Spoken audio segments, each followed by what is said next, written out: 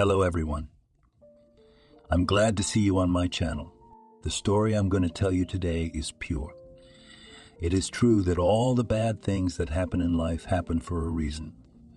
It is said that we can appreciate the good things, the things when they happen to us. I hope you enjoy this story. I wish you a pleasant viewing experience. Maria stood in front of the mirror and examined her reflection. Not that she had not done it before, of course she had. But so, a glimpse, hardly, as if it was an annoying necessity. She just did not consider it necessary to often and thoughtfully, as other women, twirl in front of the mirror. It seemed to Maria that this fuss is a waste of time. There were more important things in her life. How to keep the house in order when it all falls apart. How to cook everything delicious when the money's sometimes 3 cents to a paycheck. How to please the man you love, who is so tired at work that he breaks down. Although, of course, he himself is not a bad man. The mirror was an antique inherited along with other furniture from the old owners of the house, who decided not to remove it, and the new, that is, Maria and her husband, it became a pity to throw away still quite usable things. The mirrored surface in the carved, time-darkened oak frame reflected Maria as she was, with all her imperfections. And now it seemed eerie, phantasmagoric even, and how could she not have noticed them before? What was it necessary to be, in fact, a klutz, to ignore this double chin, thighs like kegs, floating waist, 2 wide manly shoulders, short fingers on the hands, and a crow's nest on the head, and the image in front of her eyes blurred because of the tears that came. No, the tears didn't come. They came in a string that paralleled the tears in her chest and stinging in her nose. Maria bit her lip painfully, so that it was scarlet, but it didn't help much. Just as it didn't help to howl and pound the tables and walls with her knuckles. Nothing could help, and so she simply sank to the floor for the umpteenth time. At first it seemed to her that even to grieve should be decent, and that is it. Comedy here breaks, hysterical, like a little child. But then Maria realized that no one sees her, so she can behave as she pleases, right? The events that led to the fact that now Maria sat on the floor by the mirror and roared happened this morning. In fact, it had begun ordinarily. John had breakfast as usual, scrambled eggs and sausage and a mound of puffed pancakes from Maria's signature recipe. He drank coffee and in general, he was now scheduled to work, but he suddenly said he was taking today off. Why so? Asked Maria, splashing in the foam of detergent. She had already taken the dishes to the sink, could not stand it when dirty stood. Will you fix the porch? John vowed 3 months ago that he would fix it and was terribly offended when she wanted to call a master from the company for this purpose a month ago. He asked her if she was mocking him, if he wasn't a man. And so, the other day, when she almost at dusk did not twist her leg on the gap in it, because late at night ran to the store for dumplings for Boris, he said that he would fix it on the weekend. No, I'm leaving, John replied, and got up from the table. Where to? Maria asked, assuming the answer would be something ordinary. Well, maybe to a friend's house or some other business. But she didn't expect John to say that he was leaving her because he was fed up with the relationship. John, what about me? Maria asked when she had recovered from the shock. However, her husband had already left the kitchen and could not hear anything. However, the shock receded only half a step, as a wild animal retreats after a test attack, to then rush full-fledged, opening its mouth. Mary backed away from the sink and, without wiping her wet hands, went to the bedroom which she shared with her husband. John stood there nonchalantly putting things into 2 suitcases. The first was already almost full, and he was clearly in a hurry. John, but do you love her? The question escaped her lips. Her husband looked at her as if she asked him to explain string theory on his fingers. Then he smirked in that way that no matter how good you think a man is, he clearly enjoys hurting you with the things he says. You're just a cozy klutz, and I need sexy. What are you looking at? Don't yell, he added angrily, though Maria didn't utter a sound, just opened and closed her mouth numbly. It seemed to her that the reality around her was not real. It was as bad as it had been when she had snapped her fingers on the door once. It had hurt so bad then that she'd slipped into a life-saving faint, always had a low pain threshold. And now she was balancing on the verge of fainting, like a tightrope walker who had lost his pole, balancing on a cable. If they poke him from behind, by the way, with a rod, they say fall faster. I want it so much. Maria did not know just how to react to such a thing. After all, the marriage earlier, nothing like this, well, did not foreshadow. John, meanwhile, had stowed both suitcases. He zipped them up, picked up the luggage, and strode to the front door. Maria followed. "John, don't. He shook her hand off his elbow and gave her a scowling look that said, "Don't stand in the way." "Well, I mean, over my shoulder and back, but in the sense that don't stand in the way of my manly happiness." My husband opened the front door, and in the hallway swept, holding his tail trumpeted, Cat Tishka. This stray lump of fur appeared in their house 2 years ago, and since then was adored by Maria without measure. It was because of Tishka she first in her life seriously fought with her husband, who did not want to see any animals in the house, and Maria really wanted to. "Yes, I cannot have children," wailed then she, "so at least there will be a cat." This was the main, as she believed, the trouble of their marriage, her infertility. John, however, said he didn't care. He had 1 child already, and he paid alimony on him. But for Maria herself, it was that, as said her therapist, to whom she went to as much as 3 terribly expensive sessions, threw her into the abyss of frustration, that is, the soul of the shreds taken out, making her grieve about what she could not have. Lo, it's the turnip again. The husband swore at the cat. The cat had come back from a walk in such a state that it looked like only a clipper could do the job. John, why? Somewhere in the depths of Mary's consciousness were rumbling thoughts that she must think of something to say that could stop her husband, to keep him from this mistake. After all, there must be words that will remind him alive are not strangers, they are people, which means that he just cannot leave. It is just not natural, as it would not be natural if the rain suddenly poured in the direction from the earth to the heavens. Maria just couldn't believe that it was true. And if John turned around and said that he had changed his mind, she wouldn't have to forgive him. She would just fall on his chest, so dear, so beloved. But it didn't happen. John walked down the stairs, got in the car, drove out the gate, and that was it. Maria took a deep breath. It was so strange. At last the picture of what had happened began to, well, as if it were being internalized by her mind. As if she had put a tasteless caramel in her mouth, gnawed on it, and then suddenly there was a luscious feeling inside, the kind that touches and sharpens to the limit all the senses. Acting as if on autopilot, Maria returned to the house, locked the doors, went into the bedroom, picked up the shirt her husband had forgotten from the floor, returned it to the closet, closed the doors, then stood at the mirror. From the state, close to the one when I would sell my soul for the opportunity to just stretch out on the floor and fall through the ground, brought Tishka twirled around a row of fluffy Yule and rumbled loudly. "Hungry, huh?" Sniffing her nose, asked Maria and wiping her tears because visibility was at 0 rows. Love herself nauseous and unbearable, but the animal is not guilty of anything that should be fed. Responsibility should have before pets, all the same. Driven by these thoughts, Maria suddenly not only fed Tishka, but also herself in the kitchen, drank water, then finished washing the dishes, and then the eyes were bothering. And it turned out that if the hands are busy with something, then the heart a little, but easier. So the day flew by and did the cleaning, had lunch yesterday's pilaf, then all washed everything and even the carpet in the yard, took out, knocked out good, hands not sparing, until the shoulders did not ache. Toward the end of dusting the carpet, I cried again, but somehow not so painfully. And of course did not go anywhere at all thoughts. True, during this day they were not directly addressed to Mary's husband's departure, but to what preceded him in their entire lives. She was not born in this city, but far away. There, in a small village, where winter seemed an eternal realm of cold, and the summer was a riot of greenery and colors, so that no tropics can keep up with these beauties, past her childhood and early youth. At school, the girls wanted to be whoever they wanted to be, and Maria was the only one who wanted to be a journalist. What journalism? Her mother shrugged her shoulders. You have a stutter. And I'll manage. Maria replied with stubborn resentment and really found a speech therapist in the district center, and with the money she earned on summer vacations, pay for her treatment with this specialist.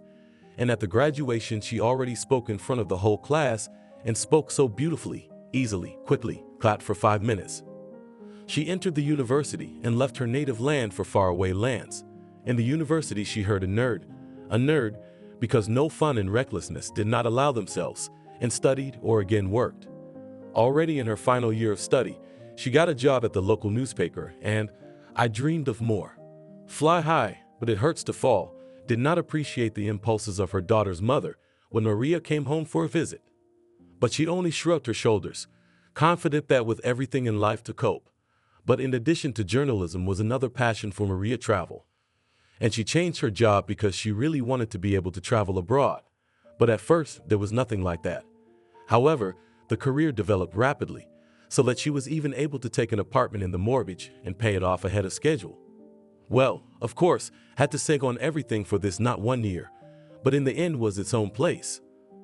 And then, when with this big goal sorted out, Maria began again begging her bosses to send her somewhere else, well, at least about poachers in Africa, to write. The bosses said that the subject of their publication is finance, not the charms of wildlife. But then, assessing Pados Toinstetelno finally really sent. That's how Maria ended up in Singapore. She was assigned to make a big report about this city, about its economic and business life. Here would be for us to take an interview.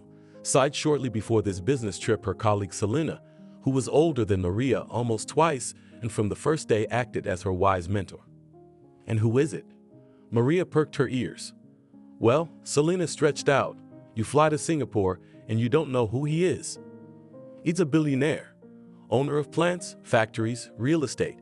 He is already 81 years old and he still decided everything. Now he has retired from business and is writing a book of advice for young businessmen, telling a lot of things. Many people would sell their souls for an interview with him. I'll get it. Oh, Selena winked. You can't get through to him. There's such a queue. We're like finches next to eagles. I'll get it, repeated Maria and rushed to the chief to ask if there will be room for such material in their magazine when she gets it. I'll make you my deputy if you can, said the chief. Singapore was Maria's first trip abroad, and, as she knew at the time, her only and last for many years. The city stunned, enchanted. It inspired, intoxicated, beckoned. The girl felt like the biggest lucky girl in the world. First, she tried, of course, to officially sign up for an interview and was told that her place in line would be, well, about 600th, and added that Mr. Steve wouldn't be doing these interviews for long. Maria realized that time is running out. Of the press leaked information that his health is getting worse. One day, having lunch in a cafe, she overheard a conversation between two journalists from Australia. Can you imagine? I was forced to give all the material and returned it cut up, said one of them. No, that's out of the question. His colleague shook his head. We are ready to agree on what will eventually go to print. Why are they doing this? I have no idea, snorted the offended journalist. Maria made a note in her mind that no one would take away her material and cut it up. And she'll find a way to get this Mr. Gray to do a full interview, exclusive to their magazine. Meanwhile, all avenues by which she could legally get an interview were closing, and there was less and less time to return. One day, walking through the city, Maria saw a performance of street performers were mimes, and then an idea struck her. The next day in the business center entered an unremarkable woman in a strict gray suit. She, having received the usual pass for visitors because she went to a consultation with a beautician and a light salon which was located on the 10th floor, went to the elevators. But in fact, this person went up to the 20th floor, because without her base, without a doubt, it would have been much worse at the university. Soon coffee arrived, but Maria barely touched it. Steve turned out to her surprise not to be an arrogant old rich man, but an open, friendly man with a sense of humor. He was eager to talk about his achievements and mistakes, about all that his corporation had done over the years, and all that they, unfortunately, had not had time to do. But Mr. Steve expressed the hope that his son would take care of it. And I would take him for your grandson, Maria replied and was immediately embarrassed. Oh, I'm sorry. It's all right, the old man smiled. You're right. From the point of view of nature, I am already old for fatherhood. But it did not work out in my youth. And then, yes, everyone knows about it, fell ill. But thanks to the wonders of modern science, my genetic material was stored in a lab, so to speak, and so Jacob was born. Donor egg. Surrogate mother. Yeah. My first and only love died of measles when we were barely in our 20s. How ridiculous is that? Measles in the 20th century. And that's what I have. But back to our main question. How about I give some advice to the readers of your magazine, to beginners and experienced businessmen? Steve winked at Maria, and she nodded. That was quite fantastic, and she imagined what a sensation such an issue of the magazine would make. It could be framed in a gold frame and hung on the wall in the chief's office, and her own career would undoubtedly skyrocket.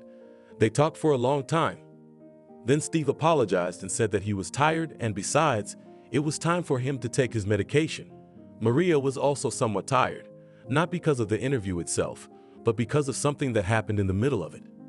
The thing was that it suddenly seemed to her that Mr. Steve dozed off. He bowed his head again. He mumbled something. Then he woke up and apologized. He said that it happens to an old man, a sudden weakness of body and mind. Before Maria left the office, Steve suddenly added, "No editing from us this time. I've given a complete and whole interview. Let the girl decide for herself what to keep."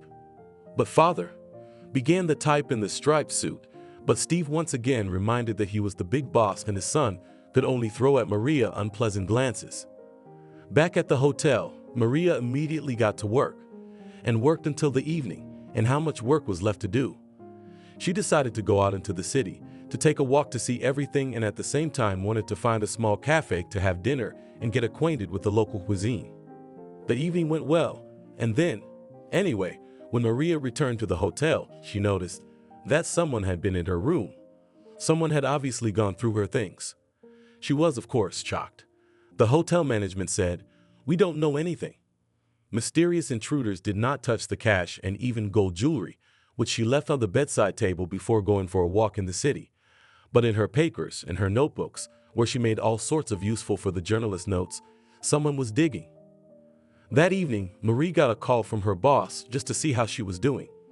She complained to him about this strange occurrence, and he shocked her by suggesting that it was probably local competitors who had dropped by because they were hoping to steal a fresh, exclusive story. Maria said that no, they had not succeeded because that evening she had sketched out the article and even brought a tape recorder with her when she went into town because she wanted to think a little about the material she had collected during dinner. The chief warned that it might be worth moving to a hotel with a better reputation, and of course it was necessary to protect all the materials like the apple of the window. Maria promised to do just that. For the next couple of days she was exploring the city, studying it, writing about it, and then one morning she had a toothache. I had to go to the dentist. And there the receptionist told her that all digital things, that is, the main phone and dictaphone, she would have to leave here, that is, at the reception desk of the clinic. Because, they explained to her, such things can interfere with the work of modern equipment installed in the doctor's offices. Maria was upset. It seemed to her that in general, her materials for the article, well, purely theoretically, can become easy prey here on the shelf of the usual, especially since the girls at the reception of the clinic is always somewhere away. In the hotel Maria moved to return was far away. In general, Maria has already, in fact, finished with the article. Practically in her bag was a flash drive with typed draft, which remained only to edit. Phone she was ready to leave, no doubt it was just her personal thing, who needed it here. But what was to do with the dictaphone? And then she remembered about an advertisement. The thing was that opposite the clinic, there was a small private bank, and there was an advertisement that you can rent a safe deposit box, even for foreigners, without any delays. The advertisement said that it was beneficial for everyone and in particular for tourists who wanted to secure their belongings. Maria went there, but she was disappointed to be told that the ordinary, cheap boxes are out. There are only expensive ones with some kind of tricked-out protection, but there is a unique promotion on their rent. You pay as for 6 months, and you get a year. Maria grimaced. Her tooth hurt terribly, and she had to pay almost $300. The price was unmerciful, but something had to be done, so she paid the long-term rent. Then she went back to the clinic. The tooth was fixed. But after her visit to the dentist, Maria didn't feel well. She decided that she would take a cab to the hotel, and she would pick up the dictaphone from the storage room tomorrow. Tomorrow, by the way, was her return ticket. Maria even dozed off in the cab. Before her eyes flashed all sorts of nonsense. Here she was in a red dress dancing on the roof of a skyscraper with Steve's son. Here she was sailing on a stormy sea, and her purse with an interview was pulling her to the bottom. But she did not give up and rowed to the shore, and behind her back a shark was catching up. Maria snapped out of her dream suddenly as from a jolt, and she was horrified to see that the driver was trying to dodge the collision. "Look out!" she shouted when she realized that a truck was coming at them. "Look out!" The driver twisted the steering wheel, The car spun and then there was a terrible impact, a fiery pain that embraced the whole body in darkness. Maria woke up in the hospital. The cab driver was dead. So was the driver of the truck. She had survived, but the doctor, lowering his eyes and confused, explained to her that due to specific damages the car was literally crumpled, crushed into splinters. Due to these damages, she had a badly damaged lower half of her body. There was a penetrating wound, and the doctor explained that she had been saved. She would live and would not even be disabled. But she would not be able to have children. Never. Maria couldn't believe it. Then she did. It was a strange and frightening period in her life. Many tears were shed. How did she not go mad? She didn't know. She lay in hospital for a long time, and the only thing that connected her to reality was, strangely enough, work. A couple days later, Selena's coworker flew into Singapore. She took a vacation at her own expense to support her friend. Also, Maria realized that despite everything that had happened, she could and wanted to finish the article. Selena helped with that. Good thing all the materials really only needed to be edited. Maria was very worried about what she would be billed if the insurance would not cover everything. But it turned out that she had chosen a good insurance at the time. After a while, Maria was able to return home. But immediately upon her return, she felt worse again, and she went to the hospital again. Now she was visited by the boss himself. He, a big man, couldn't hold back his tears and said that it was nothing. The main thing was that she was alive. He then personally brought her to the hospital just out of print issue of the magazine and said that they did not have a better article. He said that as soon as Maria recovered, they were waiting for her, the whole staff. And of course, she could become his deputy, as promised. I don't want to, Maria replied. I'm quitting. Yes, that all worked out in the end, but she couldn't even explain it to herself. But she suddenly realized that she didn't want to work as a journalist anymore. It was as if this accident had taken away not only her ability to be a mother, but had torn from her chest something infinitely valuable that energized her, made her strive for more in this profession. She had some savings, with which for a while it was possible to lurk like an animal that had gone into a hole for a period of winter hibernation. Maria almost never left the house. Food and those were delivered from the stores. First time she still maintained relations with colleagues at work, those visited her. But then it all kind of came to naught, and also did not pass the attitude that the work in the press, well, that it is no longer absolutely not suitable for her. Maria began to look for another job. It didn't matter what kind of job, even if it was as a salesman. At the interview, surprised to see that it is, say, you, my dear, with such education and experience, and claimed such a modest position. In a couple of places even refused. The reasons were not named frankly, but hinted such a person, say, will not fit into our team. Maria was just ridiculous. And she searched further. Once just randomly called the nursery of flowers and all kinds of ornamental plants, and there suddenly said, yes, we need workers. All on the spot teach. We are the main thing that you are hardworking, we're open to new. After working there for a year, Maria made a decision. She sold her apartment. Proceeds for it, by the way, even more than she originally expected, because the neighborhood where the house stood, booming. And with that money she bought a house in the suburbs. Small, brick, and with a small plot of land with him, where she arranged a garden good. Now she knew it, and so she lived, quietly, lonely. But Maria was quite a young woman of only 34 years old, and because in her youth was not a stranger to novels, and now the heart demanded something of this, and fate threw a chance for personal happiness. She and John met banally. In the train she was going to the city, on business, needed to pick up some documents from the store for gardeners, where the nursery supplied flowers in pots, and he was returning from his parents' cottage. We got to talking. John was only 8 years older, but he joked that he felt like a grandfather because he was forced to go to the cottage, and his soul does not lie to it at all. He went to the dacha for the reason that his mother and father had fallen ill with influenza, and they managed to catch it in the summer, and they couldn't wait for plantings, cucumbers, and all sorts of things. John and Maria exchanged phone numbers and called each other. She gave him advice because she understood something about farming, though mostly about all kinds of ornamental. Then he invited her to the dacha, and she, timid because it sounded so frightening to go on kebabs to almost a stranger, no matter what happens, but agreed. We had a great time, and something like a romance started, but without bouquets of flowers. can be, and all that romantic nonsense. Just two adults who don't believe in fairy tales. John often said how much he liked the fact that Maria was real. Not like these modern girls who have in mind clothes, lips to pump, and nash to couture. John complained about how little modern women understand and accept the role of nature intended for them to be a keeper of the hearth, to take care of their man, and then, when they had everything happen for the first time, he asked Maria to marry him. He said no, he wasn't scared of her scars on her body. Yes, scary, but he understands life is such, and if you turn off the light in the room, it's okay. He said that okay, he does not need children. Vaughn, when he was young, one dragged her belly to the registration of marriage, so he's still 5 years to pay alimony. Maria, when she found out that John was the father, she couldn't understand how he could give up his own child. But then she thought that it is probably she so keenly perceives everything, because she herself is infertile, and they got married. It was modest and quiet.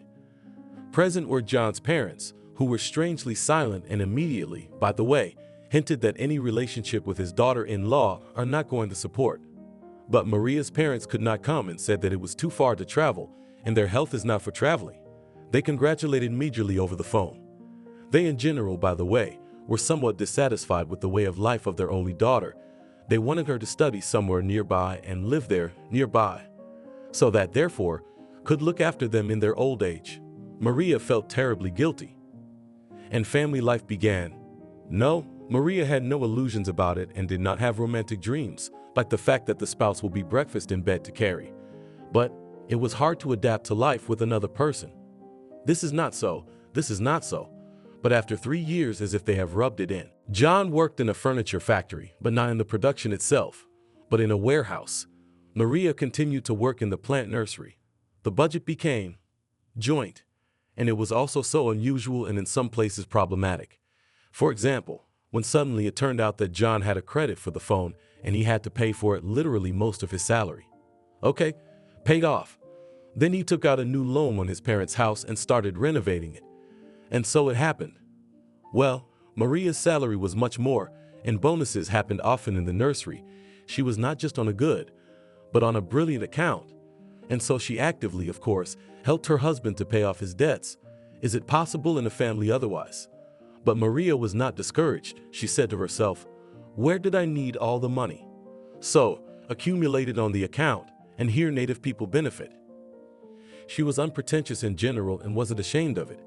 Since the accident, although most of the scars were on the body, but 2 more were on the face, 1 crossed the forehead, and the second ugly jaw at the chin. Maria usually hid them under thick layers of foundation and powder. She wore the same clothes for years and didn't like to store like other women, especially since they rarely went out with John, for example, to visit. In general, as if they got along together and it seemed everything is normal. And the fact that the spouse who before and did not shine the manifestation of emotions, suddenly completely distanced, well, Maria recalled the words of some scientific article about the fact that love lives 3 years. However, and was it this very love? If she was asked to confess honestly and put in front of the fact that it is impossible to get away from this question, she would say that, no thrill there. But that's not what family life is all about, is it? So she didn't grieve. And that's how it ended. Who did he go to? Why? What was he missing? In the middle of the night, lying on her bed without sleep, Maria stared at the ceiling, which she couldn't see. She turned out the light. I need sexy. She repeated her husband's words and giggled stupidly. Well, he should have thought before, because sexy was definitely not for her. And then came the morning. It brought a strikingly, and for some reason to the point of offensively clear, sunny day and the usual routine of having to go to work. Then it was the weekend, in which a visit to the vet was scheduled. Tishka had to have his regular vaccinations. Then I had to slowly prepare my own garden for winter. It was already September. John never showed up, so the month flew by. Then he called and asked, well, how are you? You're not plotting anything against me? What could I be up to? Maria asked in confusion. I don't know.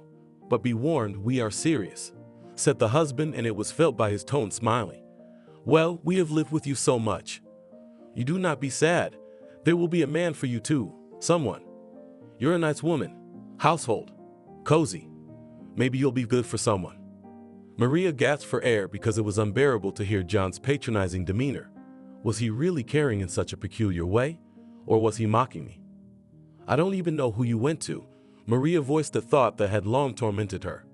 Sveka, John replied. I'm secretary. Ooh, juicy. And you? No, it's your own fault. He shouted as if Maria was accusing him of something. She didn't blame him. She breathed into the phone and tried not to cry shamefully. I've let myself go. Goodbye. I'll file for divorce next month. Bye, and he hung up. Maria cried after that conversation, so much and inconsolable that she missed that in the kitchen. In fact, chicken soup is cooking ran off the stove and the pot burned. I don't care about you, Maria announced to the soup, though she would have said it to John with great appetite.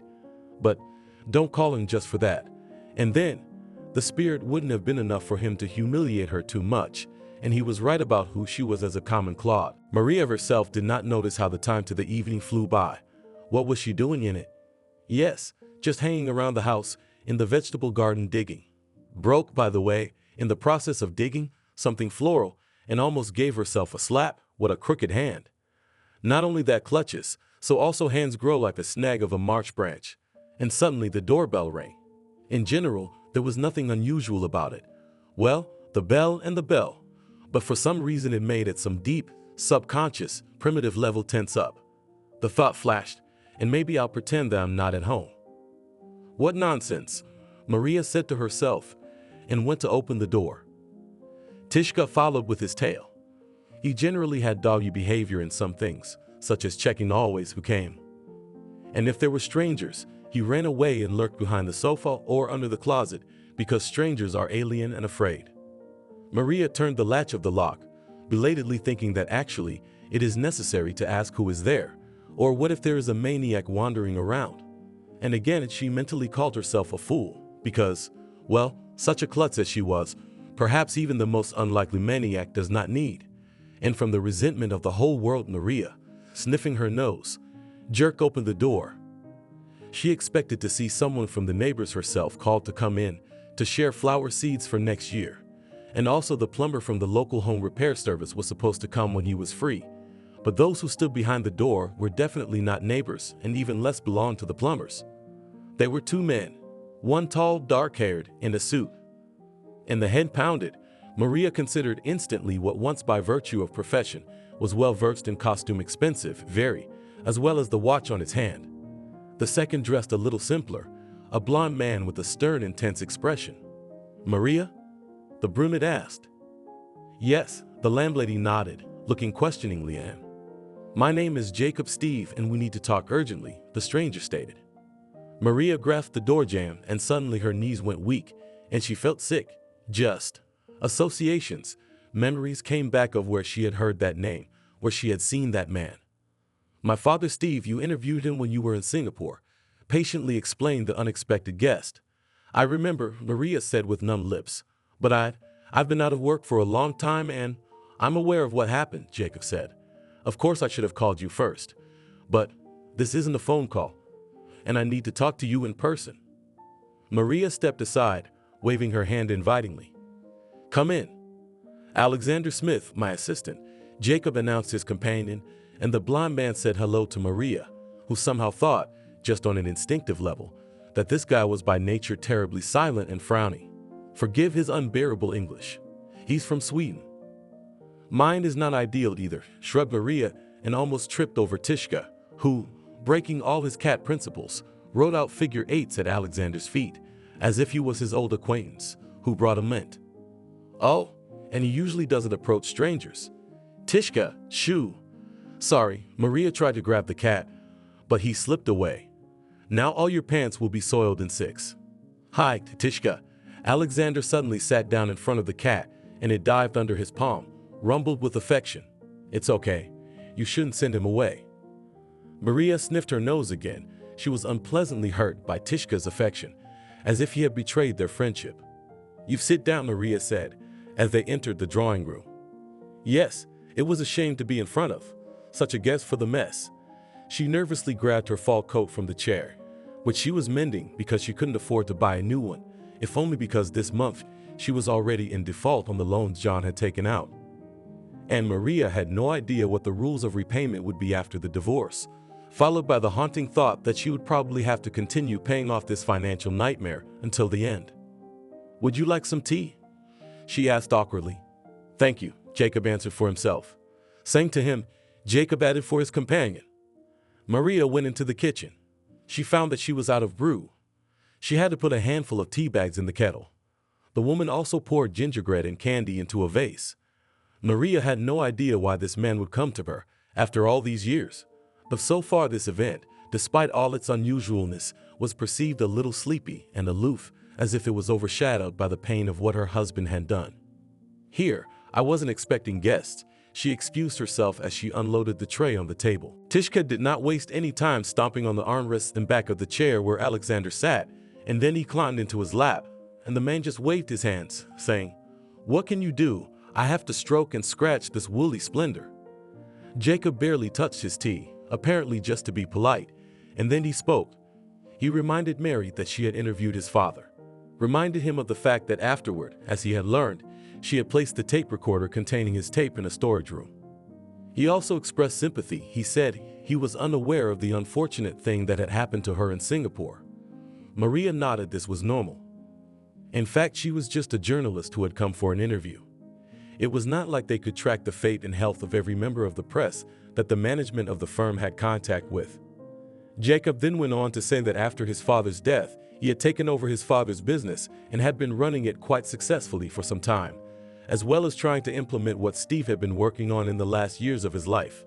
"I'm sorry," Maria said, "but I don't quite understand. What does this have to do with me?" "That article, a copy of it was sent to you, and it seems that you were not against its content, if I remember correctly." "There was nothing wrong with the article," Jacob sighed. "I should apologize for taking so long to get to the main topic, but I just need you to get the big picture right," he continued. He told us that Steve's dream was to develop a cleanup technology that would significantly reduce emissions from industry. Steve in his time received various education, and he also had a cousin older brother who was a chemist by profession, and they worked together on all this. In the last years of his life, Steve liked to say that he was on the verge of an invention that would turn the modern world upside down, thanks to which the oil, engineering industry, and many other industries will stop polluting the planet so much.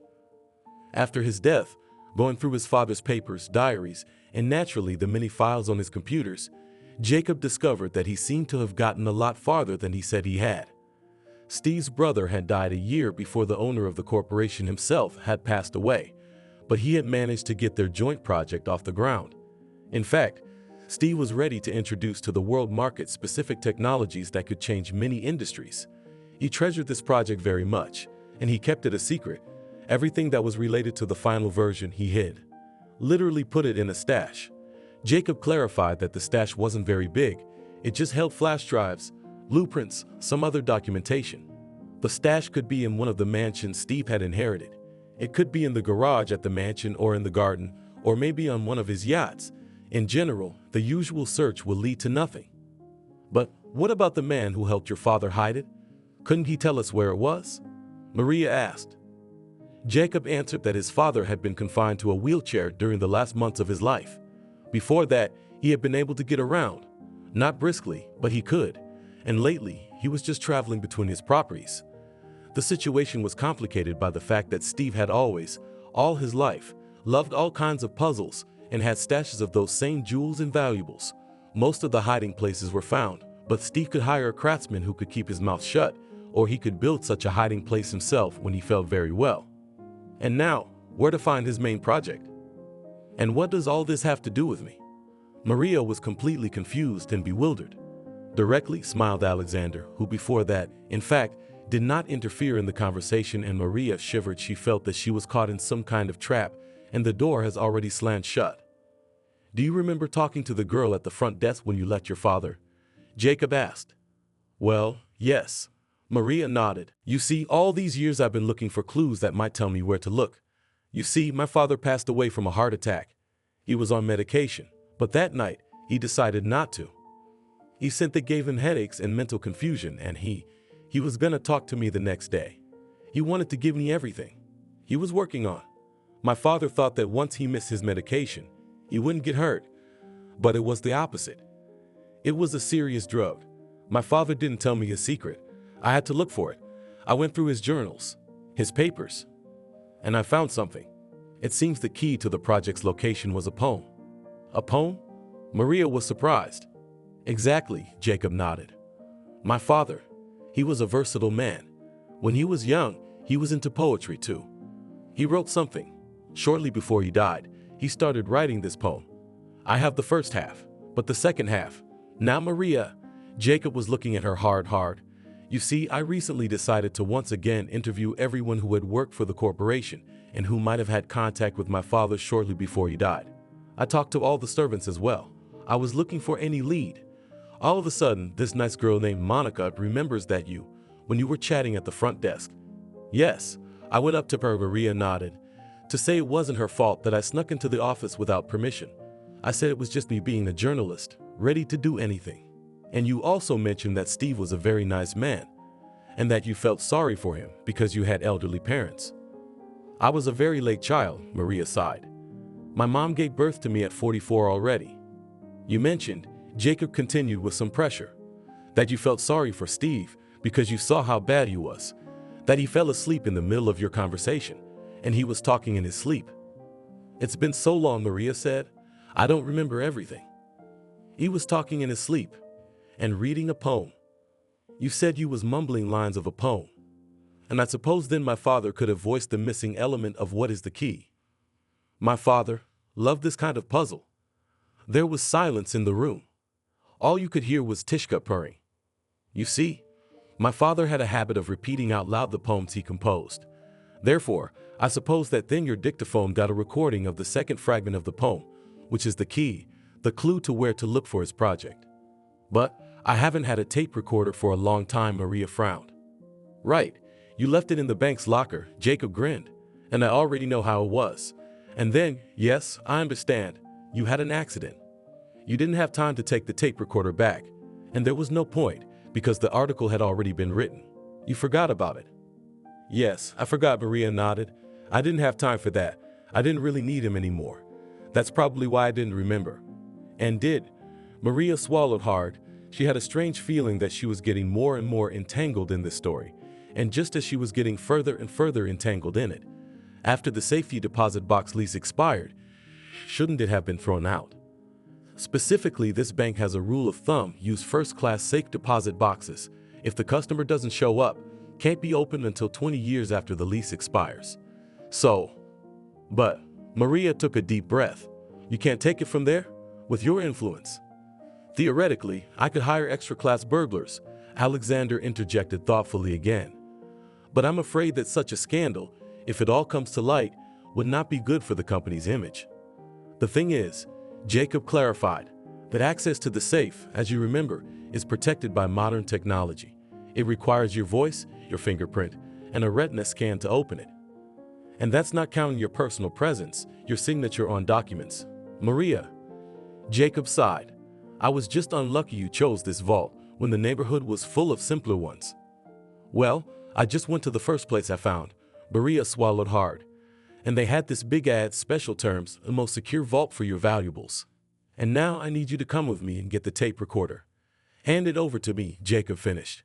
Even though your lease has long since expired, you can still take what you put in the box.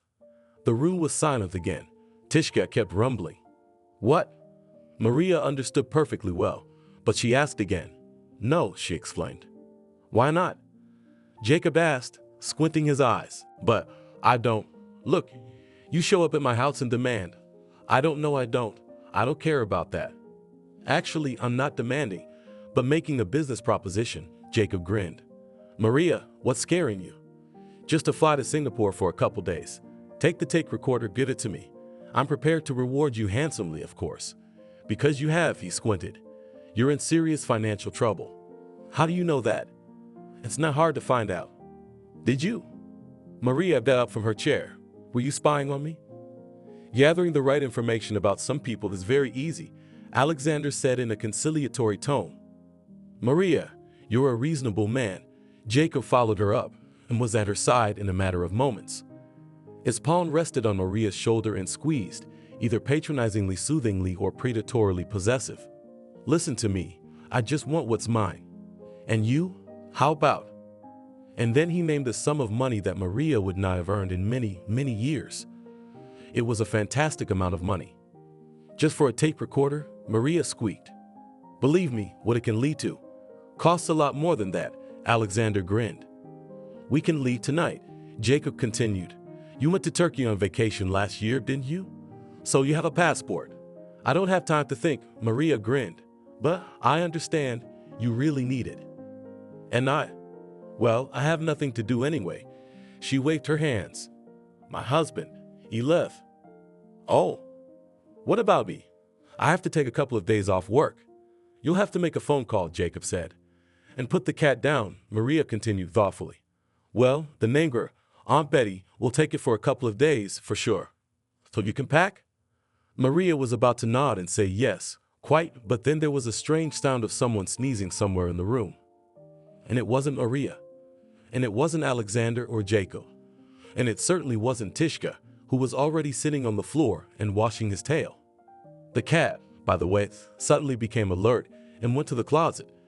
It was a large closet, delivered along with other old furniture from the previous owners of the house, and stood in the corner of the room, and it stored all sorts of junk.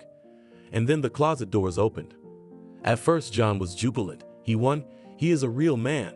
He left a clutchy wife, and next to him a real beauty. Yeah, Ariana was a piece of cake, and he was good at figuring out how to approach a girl like that.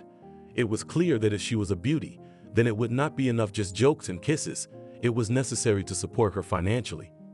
John is so tired of the bland, boring, gray mouse of his wife that he began to spend money on a passion, especially since he had recently taken out another cash loan.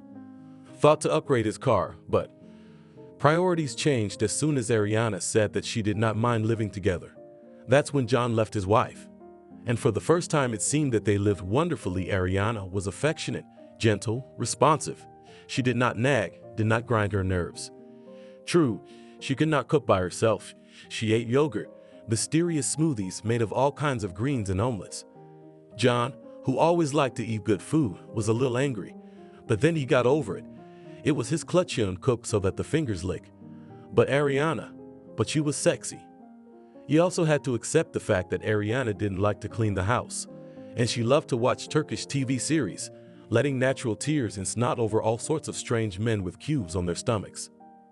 And then something happened, or rather, a very simple thing happened that John ran out of savings, which he generously spent on a young mistress, and Ariana noticed it very soon, and made it clear how dissatisfied she was with this state of affairs.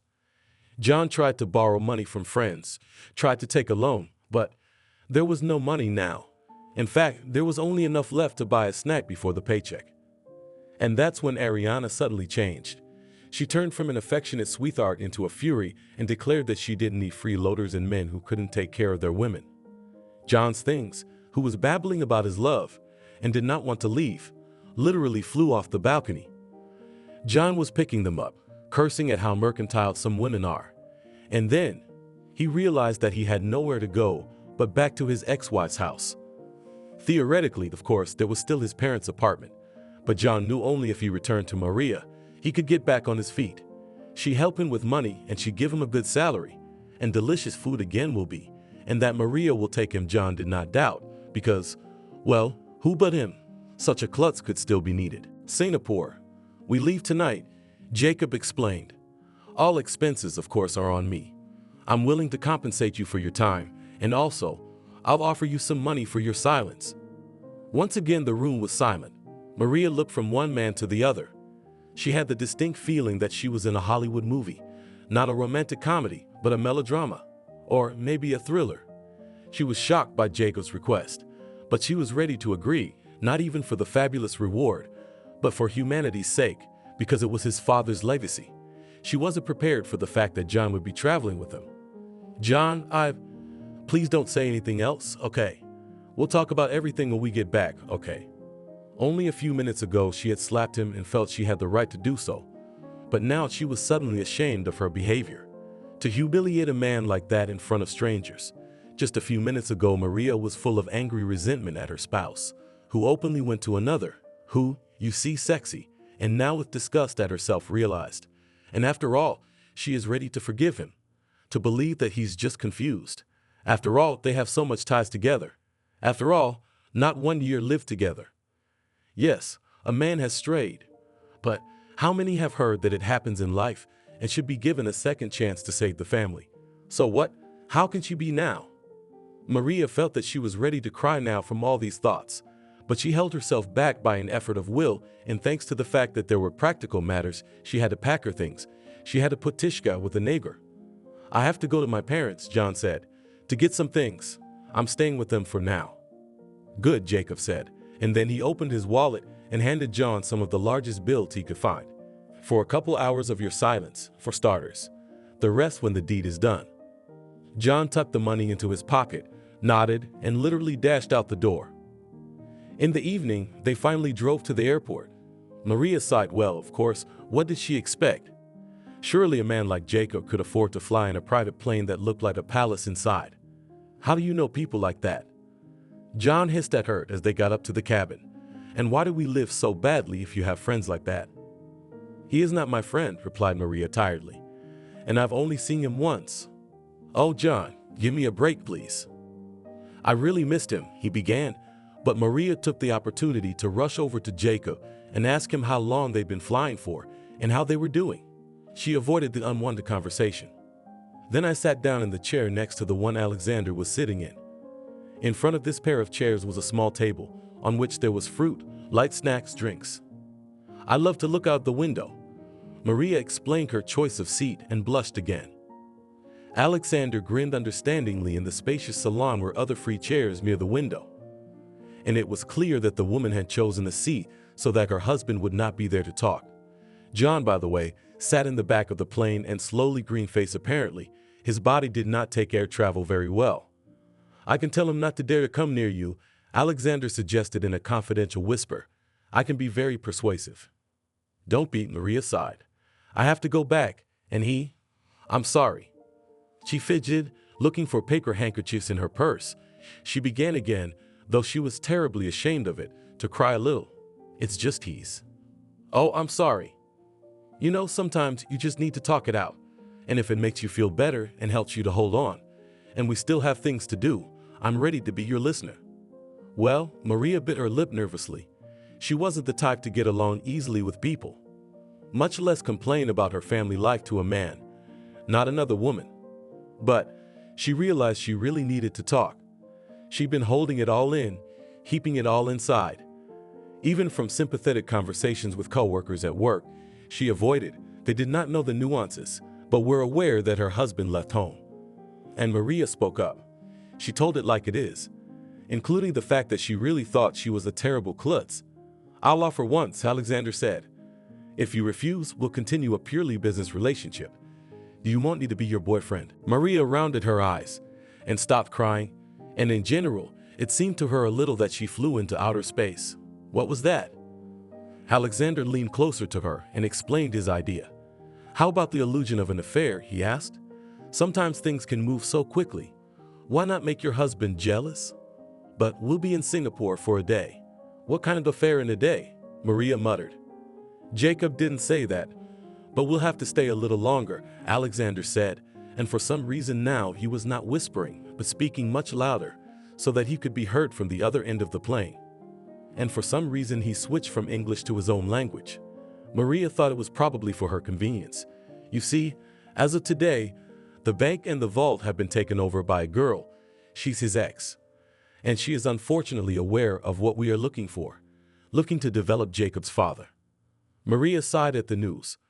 And why, she wondered, hadn't she been told all the details while they were on the ground? Alexander explained that they would have to proceed carefully. Otherwise, this ex-Jacoba, using the power of the owner of the entire vault, could simply open the cell and take the recorder. Wait, Maria didn't understand. Can't I be the only one who can open it?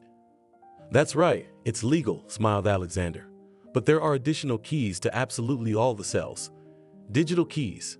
They are kept for, let's say, emergency, specific situations at the one who owns the vault. For example, if the hairs of the person who owned the box or the police demand to open it. So we'll act quickly and carefully. We'll pick a time when she won't be there. Her office is in the same building. And if we show up when she's there, you start filling out the paperwork to open the box. And, well, Charlotte can get a quick report. But she doesn't know what I look like, does she? Maria frowned. Why don't I go alone? Why do any of you have to accompany me? Because Jacob is afraid you'll take the tape recorder and demand more money for it. Or that our competitors will offer to buy it back from you, Charlotte. That's why he and I have to stay close to you at all times. You mean you're his lapdog, who's supposed to guard me? Maria was indignant. Well, you know, first he demands that I fly, then he doesn't trust me. I don't like it at all. Theoretically, I can understand your indignation. Alexander looked at her carefully. But right now, we better turn off some of the emotions and just do what we need to do. And by the way, what about your ex? The last sentence was again said extremely quietly and in English. And me, Maria was feeling strangely resentful. Right now, directed at Jacob. And she was redirecting that negative energy at John. Okay, I agree. Let's pretend we're suddenly a couple. She said it, and then regretted it. Well, who would believe that a man like that would be interested in someone like her? All right, first, you leaned in closer to her. I want you to laugh, like we're having a nice conversation. I don't feel like laughing, Maria mumbled, and immediately squeaked and giggled because Alexander's fingers dug affectionately into her side. What are you doing? Stop it. She hissed, but he only smiled smugly and turned to a passing personal stewardess and told her to bring them non-alcoholic cocktails with coconut milk. I promise not to do that from now on, Alexander said. But the effect had been achieved. Maria looked out of her seat and realized it herself when she encountered John's jealous and judgmental gaze, craning his neck from his seat. Finally, the plane landed. On the flight, by the way, thanks to the comfort of the private jet, they even managed to take a little nap. And naturally, there was no fuss with getting the luggage, and the airport left quickly. The whole company was already waiting for the limousine. Maria, unfortunately, was sitting next to her ex-husband. John smiled at her and tried to put his hand on her shoulder, but she threw it away. Where are we? Maria asked as they pulled up to some fancy high-rise building. My apartment, Jacob said, and then clarified at the questioning look. One of many. I think it's a great option. 2 floors, 4 bedrooms, plenty of room for 2 people. Maria replied, thinking that it wasn't too late to ask to be separated from John. But she dismissed the thought. She wasn't afraid of John at all. And then, they really should probably talk about what to do when they got back. That is, what to do. It was clear to divorce. But Maria really hoped that it could all be done simply and easily.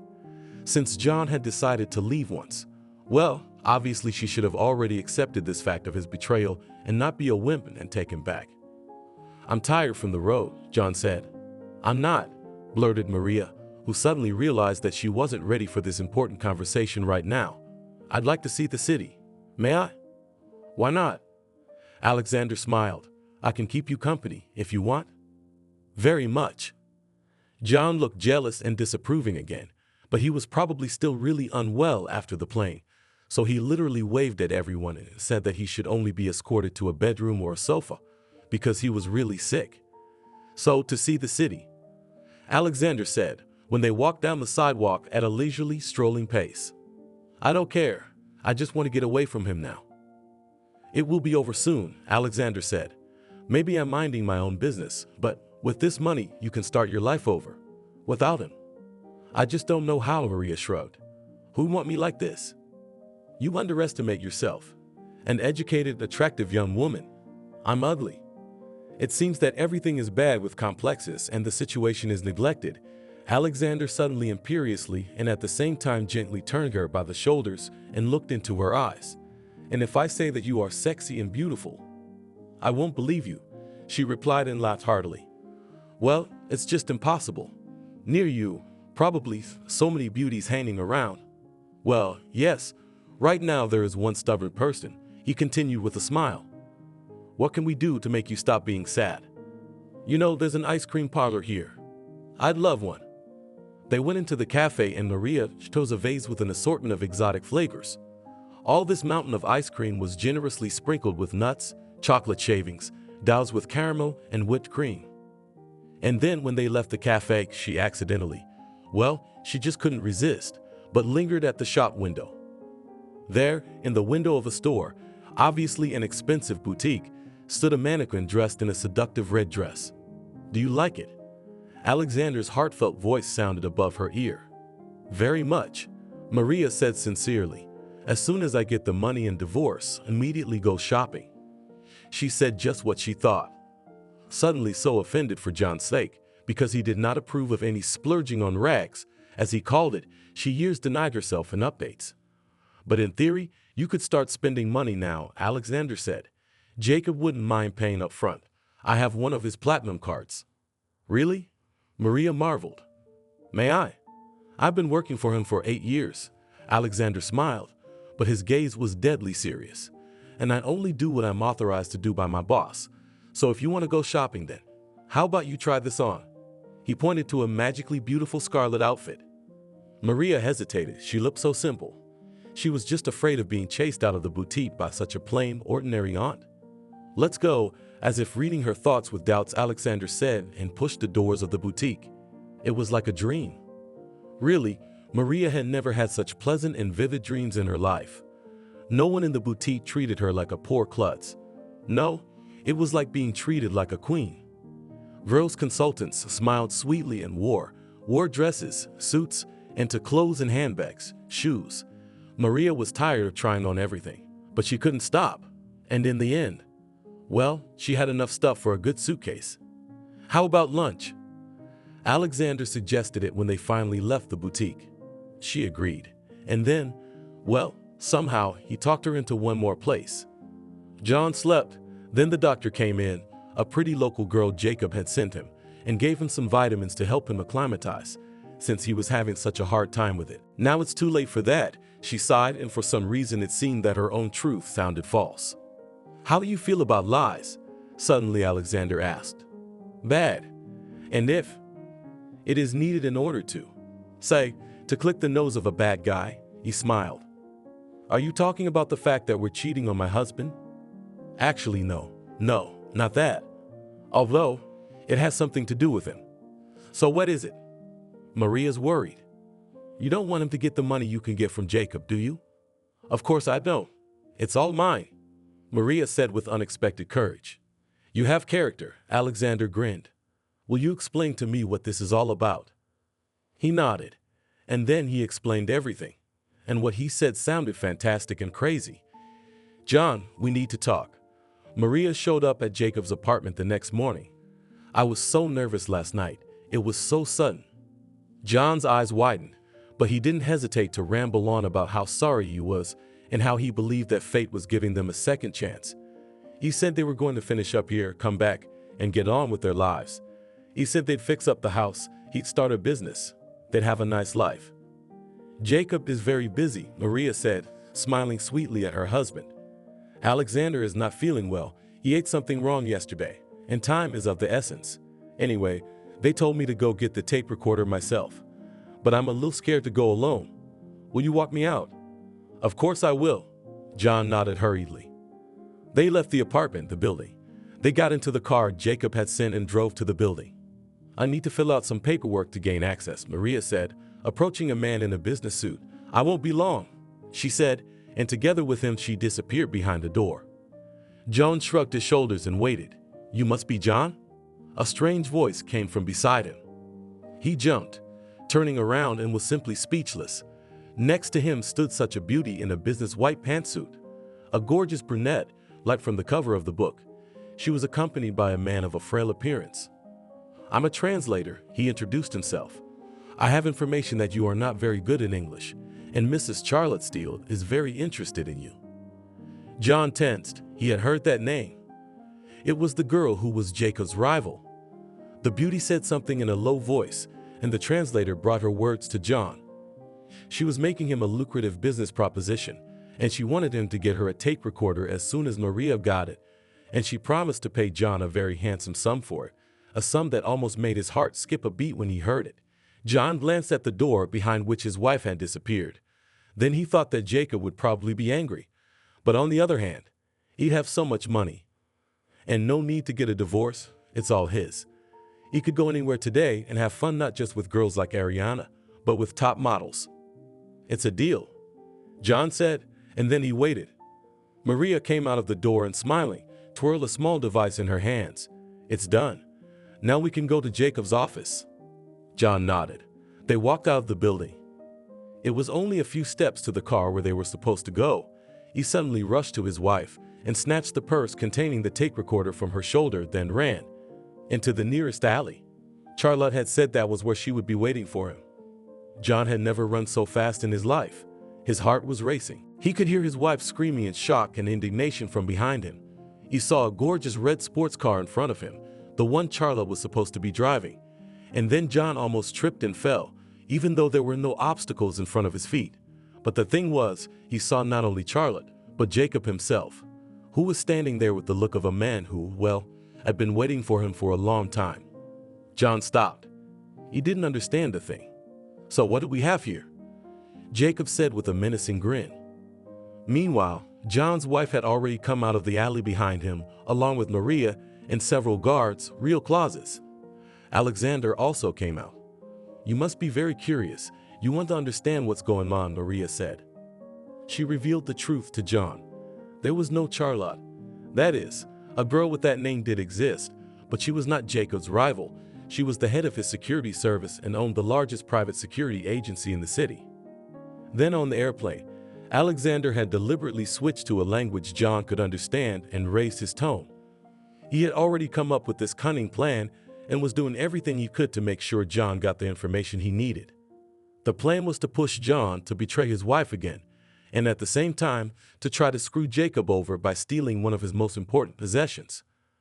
Maria found out about all this the night before when she was at Alexander's apartment. He had apologized to her, by the way, for lying to her on the plane. But now it was clear it was the perfect plan. "Basically, you smartass," Alexander said. "Now you weren't just trying to steal from Maria. You were trying to steal from a very serious person.